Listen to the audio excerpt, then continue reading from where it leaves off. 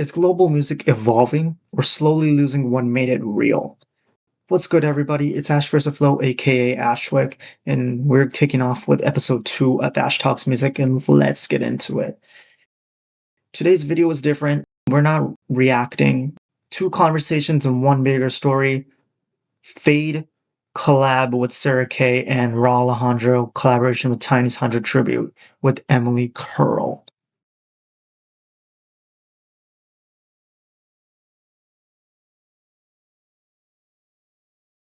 When you really look at both of them, they're just telling the same story, just from different angles.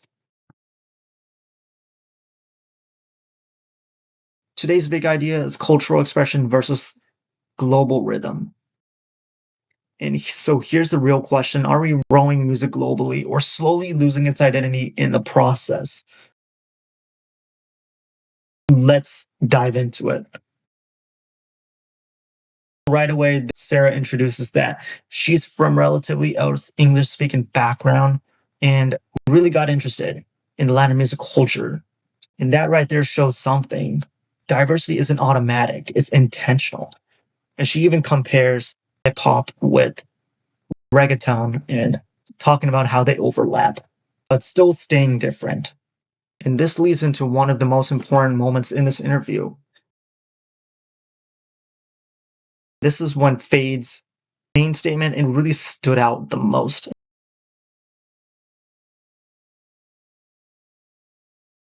Listening to English rap while growing up, he didn't understand a word. He was really more enjoyed with the melodies than just the actual lyrics.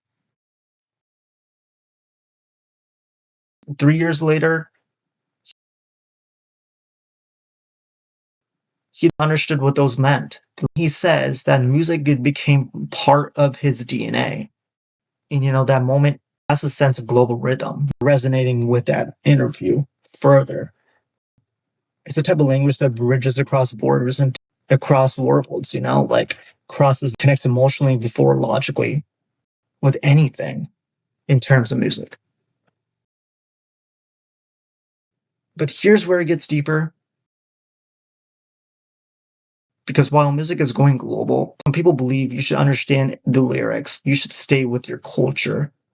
You should only connect to your own language. But Feid, he proves the opposite. He collaborates with artists worldwide. And for instance, he works with someone from Japan, Yuki Chiba, with the song Omote, and blends sounds from Colombia, Puerto Rico, and Panama. And that's just not a collaboration, guys, because that's like a type of exchange of culture, like a cultural exchange, drives through the identity of himself.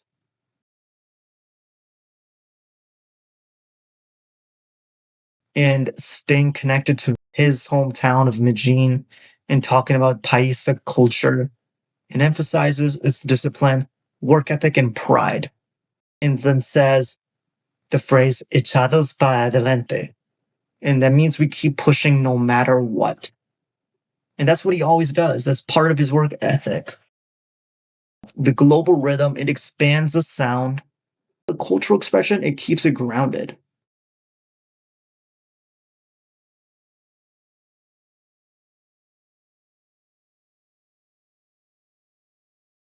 Switching over to Rauw Alejandro.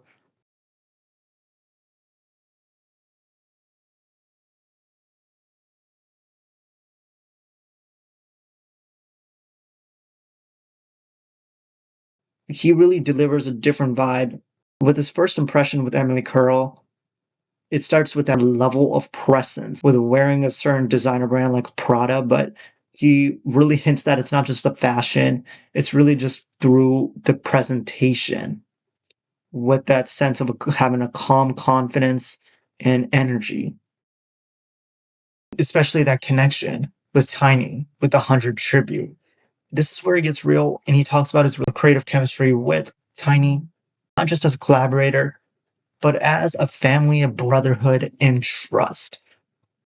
This represents something huge, especially because understanding of that growth of cultural expression through relationships Because in Latin music, especially, collabs aren't just business, they're built on the respect, shared experience, and the cultural roots. And now here comes his artistic mindset. It grew with him until now, yet growing. And it talks about is finding his niche and staying true to his sound, trusting instincts, even when success isn't guaranteed. What's standing out for him is not just trends, just being himself, basically, just building his own lane. That's cultural expression at its highest level. And you guys can understand this. He has a sentimental value.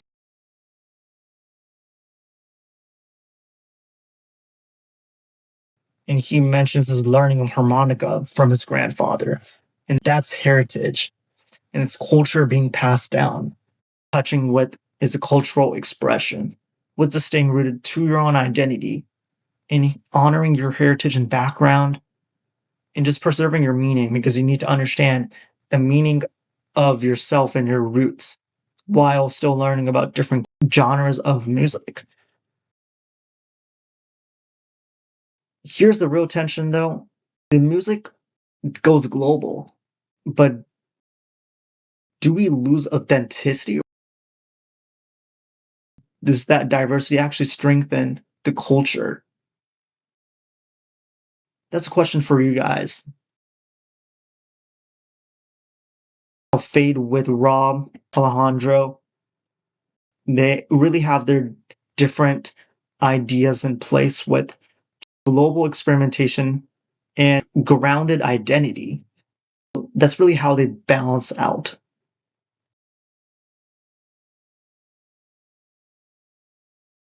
That's not just one or the other, it's both.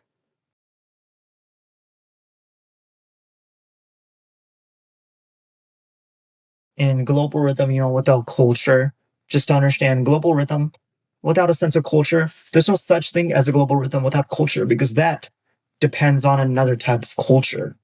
So that becomes an empty sound. In a culture without growth, you can't really just grow your own culture, basically, because then you're not going anywhere, not growing anyway.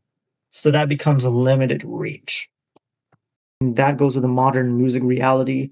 If the artists today, they have to be global, innovative, and authentic, and be diverse without losing identity, because everyone has to have their own speciality, their own creative control over their own pieces of music, because that's a sense of art that really diversifies into something different. For anyone else wants to listen and follow you, your own identity. Really, to looking into all of this, guys, this you have to understand these interviews, they aren't just casual conversations. They're really just those behind the scenes of these artists, like music, and how they grow themselves over time. And that really, just remember, that really grows with their future of music and how they make you grow with them.